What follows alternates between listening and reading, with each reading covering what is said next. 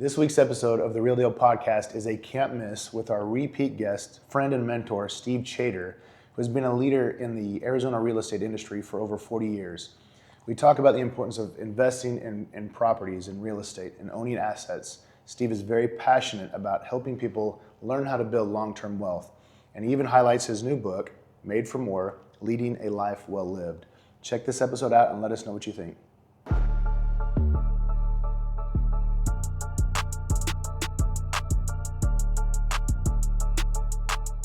Well, welcome. And what episode is this, you 107. guys? 107 of The Real Deal. And Steve Chater, I can say welcome back to The Real Deal. Yeah, I was excited to be here.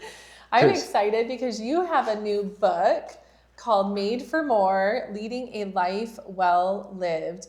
One of the things, it's so funny, I was telling my daughter, Steve, Steve is one of those people, I said, you need to be in on this podcast. The wisdom that you have is so valuable. And I think there's so much to be said from listening and learning from someone like you. And what I love about you is you're like an open book. You'll share it all. And so that's why I wrote the book, actually. My intention was to write that book for my kids. And if nobody else other than family and friends read the book, that would be okay. Yeah. It's just the legacy of what I've learned.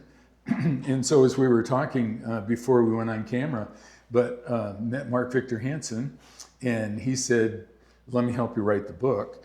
And what he told me was, he said, instead of writing a how-to book or this is what I got, that kind of thing, which people may or may not read, he said, you need to write a story and have the story be compelling.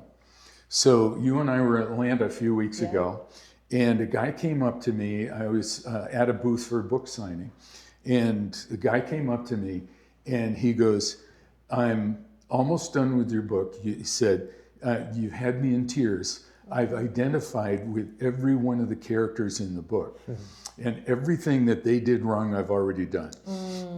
And so it's having an impact on people. That's pretty cool. That's awesome. Amazing, right? Yeah. I'm even thinking we should do this as our next book as a team, because I'm really big on our team living their best lives, right? Not just focused on real estate, but really the whole person.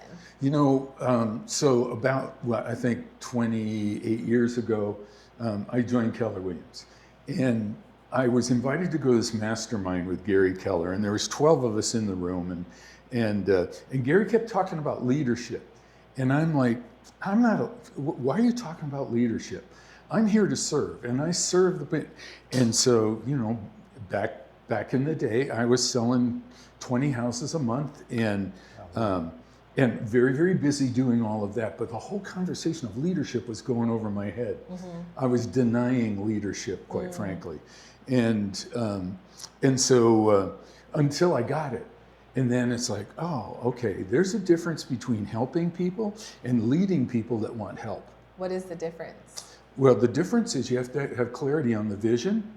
And then you have to have clarity. And so the vision, what is it that we want to see? So if we're talking about buying a house or buying an investment property or something like that, get clear on the vision. Or look, if you and I were working together to buy a house, it's like, wouldn't you want to know what I'm looking for and what the perfect house looks like? And we start to create that vision. You know, I used to do it with my clients, and so husband and wife. And so I would say, husband, what's the perfect house? And they'd hear all this stuff, and it's going to have a shop and a 3-car garage, right? And then the wife, what's a perfect house? And they would, whatever their thing is. Yeah. And then it was like, okay, we got this whole list of like-to-haves. Now we got to bring it down to must-haves, all right? So then it's perspective on here's what's necessary, here's what would be wonderful. And we try and close that gap for them. Yeah. And then my methodology was, we didn't have a scarcity of homes on the market. It was easily a house is on the market 3 to 6 months before it sold. That was a typical market. So I would go out and look at all the houses on the market. And I would select the 5 what I thought best met their vision. And I told them, you know, there's 37 houses, or sometimes there was 80 some houses that match what you're looking for. But I'm going to show you the best 5 because I knew what they were. I love that. I just want to side note on that because I think it's a really important lesson, and that's what separates your great agents from your average agents is the ones that truly listen to their clients and learn what they want and what's important to them. And when you build that rapport, I was with a client the other day showing houses, and she had sent me one, and I told her, you're not going to like it. And she's like, all right, I trust you. And so we didn't see it. And it's the truth, right? I've been with her enough and her husband. I've heard what they like.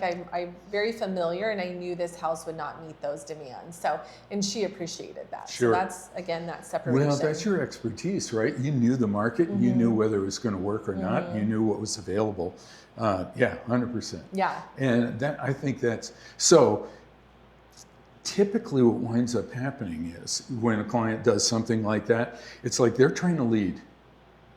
They're looking, they're at Zillow, they're going to try and help you do your job or whatever. They're continuing to lead. And so there's two issues to that. Number one, do they trust you enough to be able to find that? And if they don't, then that's a struggle, right? But number two is, do you know the market and the inventory? And if you do, you can lead them so that what happens is they achieve their goals inside of your process or your system. Yes. But there's lots of them that go, oh, wait, you know what, Janine might have missed this one, so let me tell her about this one. And so what's awesome about your story is that person says, I trust you. Yes, it was. And we see that. We were just talking about this as a team with AI. Everyone goes to ChatGPT for what should I do? Is this a good offer? Those kinds of things. And you know, ChatGPT will tell you to commit suicide. Yeah. So just so you know. All right. Unfortunately, it's true. Yeah. And so one of the things that we're encountering is now having to be more proactive with our clients of like, hey, it's great to cross-reference those things, but ultimately I'm going to be your source of expert information. And actually I'll save you a lot of trouble and hassle from going to those sites if you just go to me directly. I'm going to tell you that when you're selling, you're one of the top producing agents in the country. And so this is one of the things that we know is that the more people that you're helping achieve the goal, the less time you have to deal with things that are not productive. So you create a system which allows them to achieve their goal with less hassle, with less inconvenience, because you know the market and that kind of thing, on the one hand. On the other hand, if they don't trust you and they want to control the process, you really don't have time for them. Yep. Yeah. Right? And so let them, let them go ahead and control somebody else because you don't have time to work in that kind of situation. You're too busy actually adding value to other people's lives. Isn't that the truth? Steve, one of the things I love is just the title, the fact that we were made for more. Yeah. So that tells that we have a creator, right? Which I love, and I know your faith is important to you.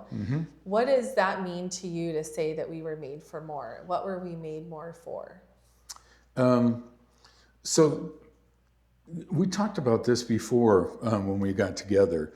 And so there's four main ideas that I put in the book, and I'm going to the title. But the Made for More is the title.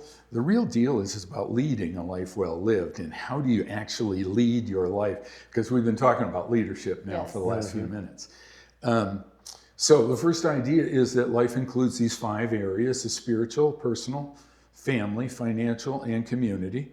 The second idea is that the ideal life would be abundance in each one of those areas. So when we talk about made for more, my definition of abundance is that I am grateful for what I have, ... and there's more. You're not content. No, I'm grateful for what I have, and I feel like so gratitude is actually the prerequisite for happiness. If you're not grateful for what you have, then you're struggling with, I should have more, or I want to have, or, right? So anyway, that ... is, I recognize and I'm grateful, I've been blessed, I have all of these things, and there's more. So before we started the camera, we were talking about, our purpose, right? I feel like I'm Italian talking with my hands here. So we were talking about our purpose in life, right? Yeah. And that's unique to each person. It is. And it's a fascinating conversation because, like you said, we're grateful for where we are, what we have, Yep. but we're pursuing our purpose and maybe our potential further, right? Yes. So how do you make sense of that? Wow. So potential's a hot button for me. And so I believe that our potential is pretty much unlimited, okay, in the areas that we've been created to be gifted in or talented in. Okay, I'm 6'6". I have a 36 NC. Gymnastics were out for me. Basketball was in. Basketball, I was actually a skier. Oh, And really? because of my height and my ski length, I was faster at downhill and slalom than the shorter ones. So, so anyway, that my mind is going in 60 different directions right now. I remember when my son was in the second grade, and he was struggling with math, and I remember the teacher telling me at the conference I went into the parent-teacher conference and he had all A's, and I said, so why are you telling us that he needs to get tutoring in math when he's got all A's? And she said, well, I keep him in from recess and make him redo it till he gets it right. And so, well, that's not a good thing for an active second grader. But the second thing is, and she says, and I told them, boys are just not as smart as girls. And so that comment limited the potential, because if you believe that comment, and he did at the time, it was the excuse for not doing, creating, being more. So is that why you would say that your vision is so important? Well, there's two things in leadership, right? Clarity on the mission, the why. What is my purpose? What is it that I want to achieve?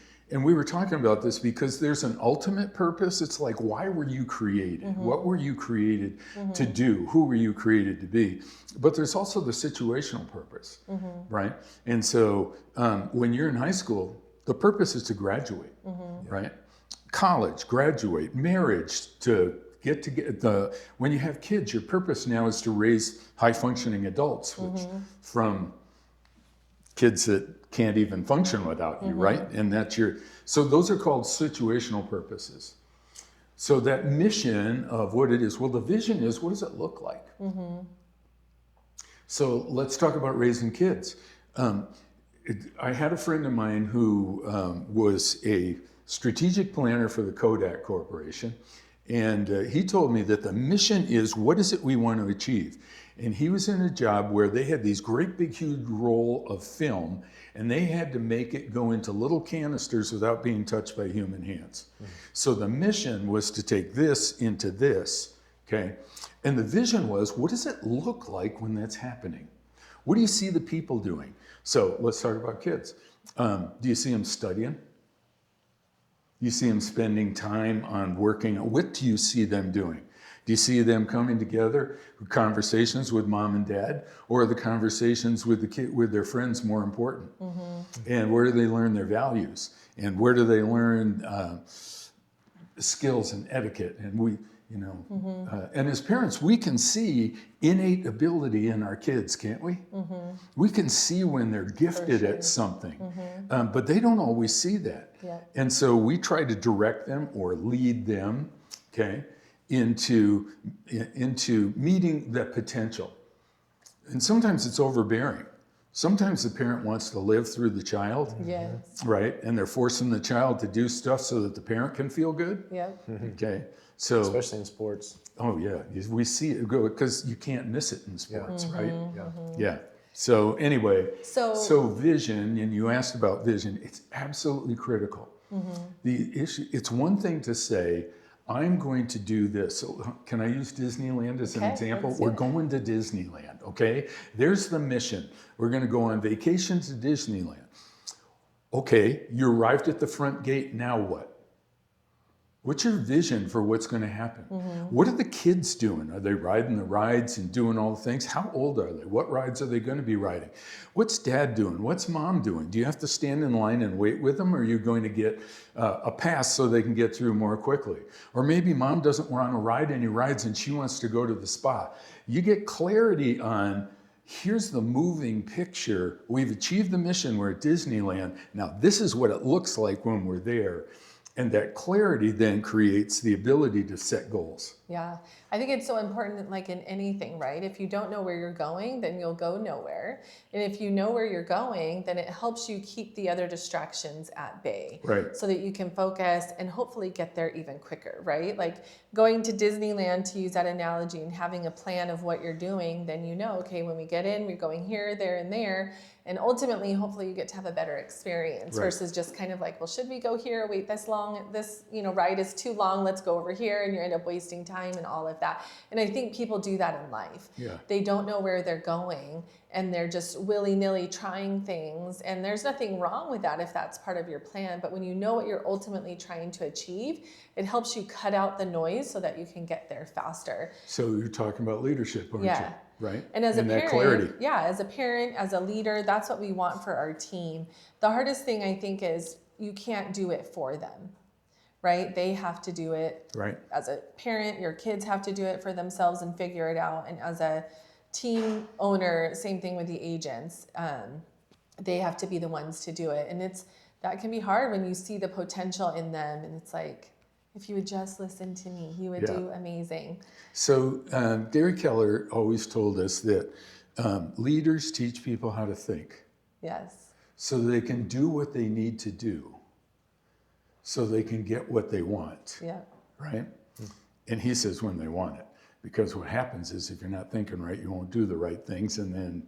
Well, and I think, and that's why one of the really important things is getting clarity of what does that look like? Yes. If you were to achieve this, what would that look like, and what would that mean for you? One of the things I want to ask you about, Steve, because this is really big, and I know I've had this in my own life, is that E to P, that ceiling that we hit, where it's like we keep bumping up to that same point. How do you break through and get to that your full potential? Well, here we are going back to leadership again, right? So E to P means that each one of us has a natural ceiling of achievement. So I told you, I got long legs. I'm not going to be in gymnastics. I'm going to drag my legs on the high bar. It's not going to work out, right? And so I would have a natural ceiling of achievement. Then how do I do more than what would come naturally to me? What would have to happen? And so the first thing is it's focus. You need to focus on what is it that I actually want to do? What is it that, or where do I want to go? What do I want to achieve? So, can I give you an example from our book, Hold? There's lots of people that want to achieve financial independence. Okay? And so in looking to achieve financial independence, the average person puts their money in the stock market, 401k, IRA, the government gives them an incentive to do that. And that's what the average person does. And they build probably the average wealth. What do the wealthy do? Okay. Well, the wealthy, many of the wealthy are in the stock market because they're business people, they know business, that kind of thing. They put their money into real estate. Okay. So ceiling of achievement. E to P. And E means entrepreneurial, how you think naturally. The things that you naturally do will create this ceiling of achievement. P means purposeful. How do I create what I want more? So we have lots and lots of people that have gone, because when we wrote this book to say, how do you do it the safe, secure way, investing in some rental houses and getting started. And actually, it's like playing Monopoly for real. Yeah. We know how to win the Monopoly game. It's buying single family homes. It's not by buying utility stocks and things like that. So what do people do? Well, their natural ceiling of achievement in many cases is I have one. You have a ceiling. I have one. Okay. One. Oh. One. Wouldn't it be a good idea if one is a good thing to do? Wouldn't it be a good idea to get two? Wouldn't it be a good idea to get three? Yeah. And many people, they have one and they find a renter and they choose to manage it by themselves. And so it becomes a responsibility that they have that if they put the money in the stock market, they just trust somebody else to manage their money for them. And now they've chosen to manage something and they only do one. Instead of thinking bigger and saying, well, okay, I'm going to be purposeful about this and I'm going to change my thinking and I'm going to focus on how do I do more? And then what would be the role model, or who would be the role model that I would look at to say, what do they do and how are they building wealth? And then I'd be looking at my options and saying, well, okay, I kind of like what Janine's doing with her investments, and so I'm going to do that. And I'm no longer going to be responsible for a portfolio of properties. I'm going to have somebody else take care of them, because I understand that the ownership of the asset gives me 3 benefits. There's more than 3, but there's 3 benefits. The asset's appreciating in value, right? It's a hedge against inflation, number 2. Number 3, I save taxes that I would have paid Uncle Sam, and because I don't have to pay Uncle Sam, because I own this asset, they start to see, hey, the 4th one would be easy, obviously. One is cash flow. And what am I doing with the cash flow? Right. So let me pause real quick. okay, because I'm on a roll. So you're referring to this book, Hold, which we've talked about before, and that Yes. is basically teaching people the value of buying real estate to hold it as an investment, right? To Yep. build wealth. Right now, in 2026, there are tons of real estate influencers in social media saying that it is not a good idea to buy real estate right now, especially single family or even multifamily. Right. What do you say to that? High performers do not rely on motivation. They rely on systems. That is why we can't wait to tell you about this week's sponsor, Frank Bowen. Frank helps professionals build the internal structure needed to perform at a higher level consistently. Through his growth circuit framework, he teaches discipline, focus, and leadership at a high standard. To get started, find Frank on Instagram and message FORGED, FORGED, for a free guide to building momentum fast. Thank you for watching the episode. You know, our podcast is called The Real Deal, where real estate meets real life. And I love sharing these real life stories, but we are also in the real estate business. And so if you have any real estate needs, maybe you're thinking about buying or selling or wanting to invest in real estate, we would love to help you. You know what? They're young and inexperienced and they don't know what they're talking about. I'm old and experienced and I wished I'd have done more. Yeah. And so looking back, I'm going, okay, you're trying to time the market. Time the market to do what? The question is, do I have an appreciating asset? And even if I don't, so numbers are hard to share in podcasts, but I've kept track of the S&P 500, and the average return on the S&P 500 since the year 2000, if you had to put $1 in on January 1st, 2000, is 7.75 right now, okay? So between 7 and 8, we'll call it, and that's return on investment, okay? What if I bought a property in the year 2000 and I held that property until today and it never went up in value? It never put $1 in my pocket. So you broke even every month and it stayed the same value. And I paid down the loan, and I paid off the loan in 20 years. Okay, that's between 8.5% and 9% return on investment. And I did not include tax benefits, and I did not include the cash flow that came after I paid off the loan in 20 years, because we're 6 years past that, right? And so automatically, an investment that you would not buy because you said, well, it's not going to go up in value. It's not going to have any cash flow. And if all that happened was the tenant just paid off your mortgage for you in a 20-year period of time, that beats the stock market. And that beats some of the best years in the stock market. That's awesome. Yeah. I'm going to send this podcast to some of my clients that I've had some conversations with about this. It's the old adage. So let's look at Phoenix, and can I add 2 more numbers? Okay, so let's look at Phoenix. Our average return on investment over the years, according to the Crawford report, is 4.5%. Excuse me, not appreciation rate, not ROI. Right. Okay, so the appreciation rate is 4. But when we did the research here nationally, it was 4%. Still around 4% if you look at the national numbers. So if all I did was I take that example that we had with zero cash flow, but it appreciated at 4%, that's a 13% return on investment. That's almost double what the stock market did. And again, I didn't bring in any of the tax savings that were happening, and we're assuming a zero cash flow over that 20-year period of time. So doubling the stock market's return on it, it's like, oh, E to P, I got one. Well, and it's a tremendous way to diversify, right, your wealth and not have all your eggs in one basket. Yeah, could be. Okay. And so diversification means modify the risk, right? Okay. Diversification means reduce the risk so you don't want to be all in one area. Okay, what's the risk of owning an asset that somebody else wants to pay you to use? Where's the risk? Love it. Okay. The risk is I'm managing it myself, which makes me responsible for this asset, which puts one more thing in my life and it adds noise to my life. Instead of saying, you know what, I'm going to get a professional like you to help me find the right one, and then I'm going to have a professional help me manage the asset, and during the holding period, and then by the way, when it becomes time to play Monopoly, and buy another one and another one and another one, and then do a 1031 exchange into a hotel, so you win the game. Yeah, even if you cash flow $100 a month, but you have somebody else running it, it's worth it most of the time, right? There's not a time where it isn't. Yeah. So I actually had one that I bought like that, and I tell about it in the book. And my son was 4 years old. I bought it, and I knew that this was never going to go anywhere. It's up in Mesa. It was not in. It was so functionally brand new, but it was functionally obsolete the day that it was purchased.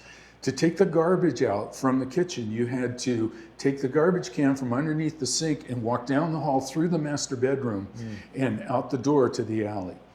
Okay.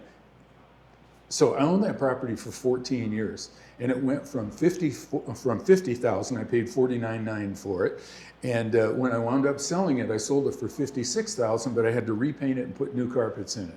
So basically, I just got my money back. But the tenant created $36,000 worth of equity for me, and I exchanged that into a 16,000 square foot office building. Wow, that's cool. Yeah. So if you're young and inexperienced, then then you might come up and say no. Now, if we were living in an area where the population's declining, so I moved from upstate New York, population was declining up there, then I would go, okay, you better make sure that investment covers, because you're probably not going to see appreciation. So you better make sure you got cash flow going on. And But there are always places that you can buy where it's advantageous. Well, this is it. This is, people are moving here. Right? What is the adage? Don't wait to buy real estate. Buy real estate and wait. Yeah, 100%. Yeah. So, sorry, you got me on a roll, but there's a lot of ignorance that's been put out all over the industry. I know. And that's the thing, is you have to be careful who you follow and the advice you follow, because it's so confusing. There's so much noise in this world, especially on social media, especially about investing and what you should do with your money. Right. So in leading a life well lived, then this would be part of the financial part of your life, right? And then we'd be saying, well, so in leading your life, what is it about abundance that you want to have for yourself, spiritually, personally, for your family? You get to determine that vision for what you want that to look like. Do you want your children to go to Harvard? Do you want your children, what is it, that vision? What do you see happening? And then the purpose of this is to fund it. I want to ask you, Steve, because you've shared this before, your philosophy on your children and your children's children, and how you want to, I don't want to not provide for them, because you're not doing that, but like, what is your wealth transfer philosophy? Well, so my goal is to create multi-generational wealth. And how do you do that? My strategy for doing that is, sorry about that, I just hit the microphone. So My strategy for doing that is I use whole life insurance as my savings vehicle. So I put all the money into savings and into the whole life insurance. And then I borrow it out in order to do investments, whether it's hard money lending or buying real estate or even my taxes. So I put all the money in because, we're self-employed, we have to pay taxes. So put all the money in here because the compounding never gets interrupted. And when I pass away, it's going to go to the death benefit goes to my trust. Okay. And so does the real estate I own. It goes into my trust.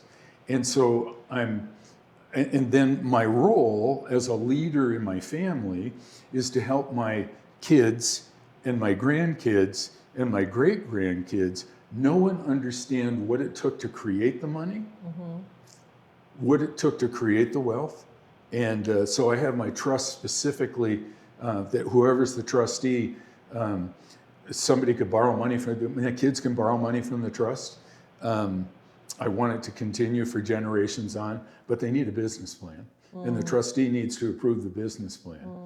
So I have children that I've never met yet, but and I'm going to provide for them, but I know what kind of limitations, the goals, and then I've also written a letter to all of them to understand what my values are and how the trust gets taken, so that gets passed on. So it starts with the insurance policy, but then I take the money from the insurance policy and my businesses and I buy real estate. Do you have meetings with your family members to talk about this? Oh yeah, at least quarterly. Okay. Yeah, we're going to, and you can, so everybody, we're all going to the Bahamas in a couple of weeks. It's a work trip. It's a work trip. Yeah. It is. And so we've rented a house on the beach that's big enough for all of us. And so. How many kids do you have? Well, I have 2 boys, and I have 3 grandsons, and 2 daughter-in-laws. Yeah. So. That's awesome. Yeah. Very cool.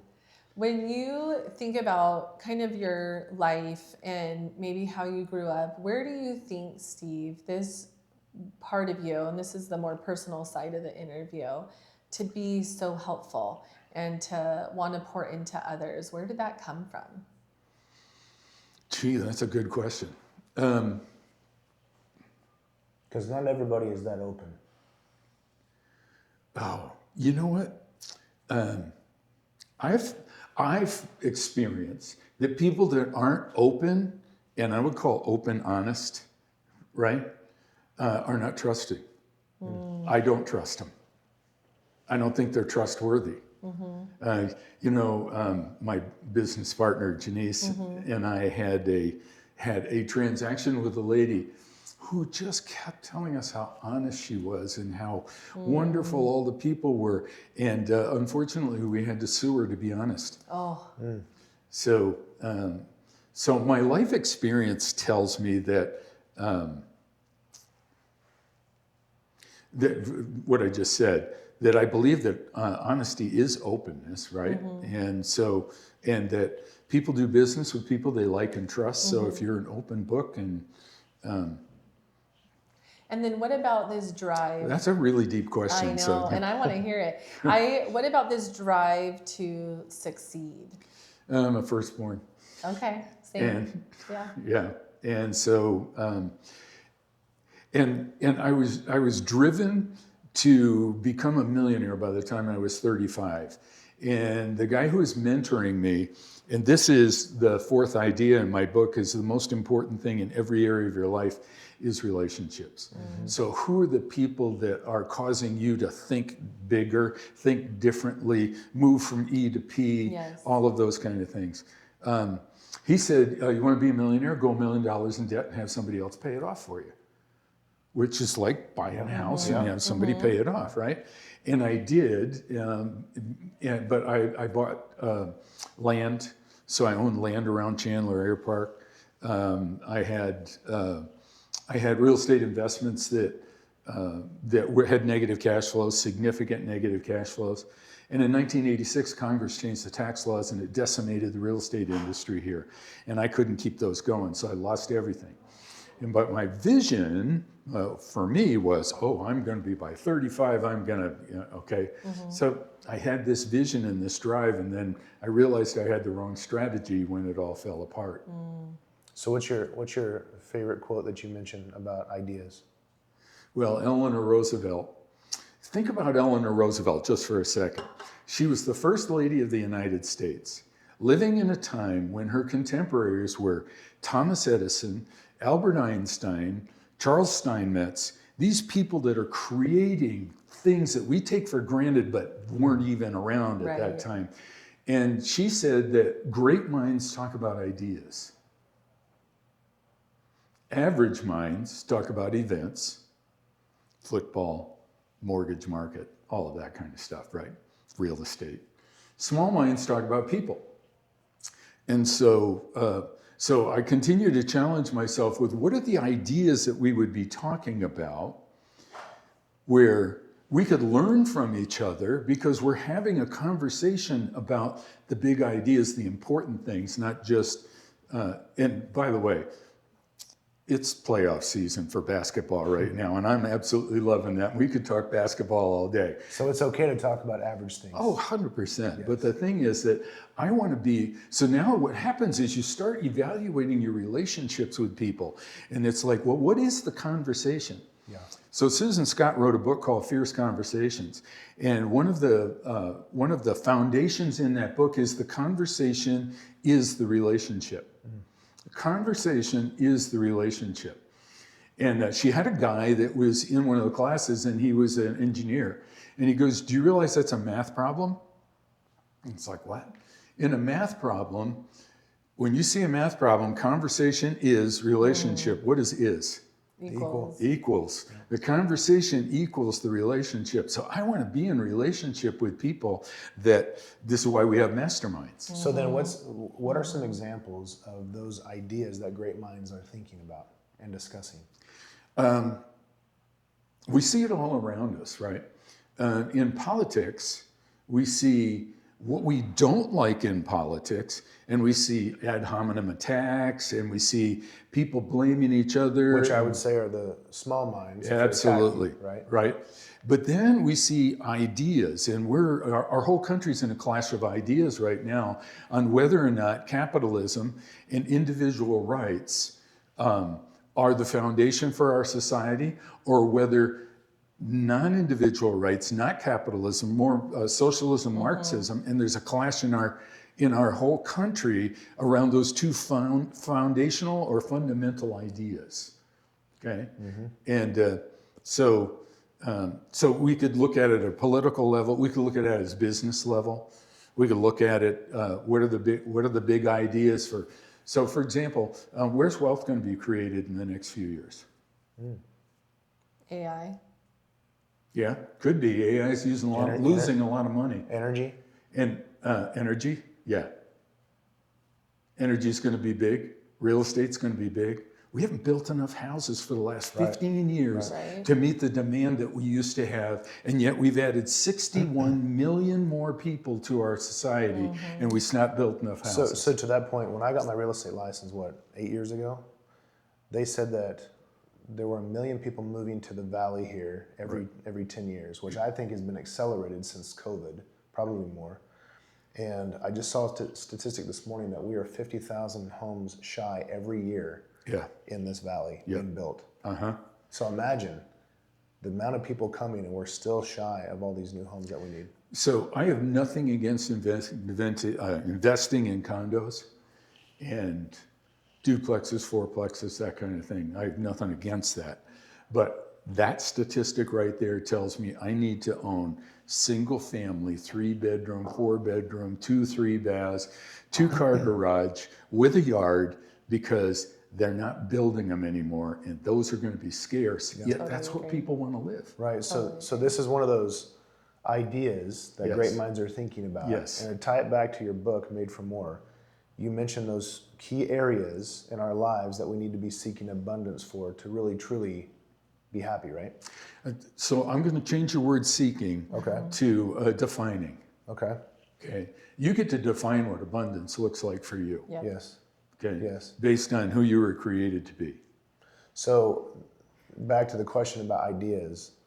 If I'm thinking about and talking about the ideas that will help me get to those 5 things, those categories in abundance, then that's probably where I need to be, right? Well, I would say it's not enough to just do that. It goes back to what you were saying about the vision. What do you want each area of your life to look like? Have clarity, have that clear vision, and then you can go and make that happen, right? And then I would say even think about what is it that you want in each area, but then even push it a little bit further, right? What would abundance look like? Yep. So we all have heard the comment about limiting beliefs. Yeah. Right? And we all have limiting beliefs. We all have them. And we are limited because we believe them. Right. And so unless we have somebody else helping us to think differently than we're currently thinking, and it's the same thing with our kids, right? Yeah. Our kids are choosing friends because they feel like they're loved by somebody. And we're looking and going, might be better if you didn't have that kind of influence in your life. That's why these conversations, to bring it full circle with what Ryan was saying, are so important.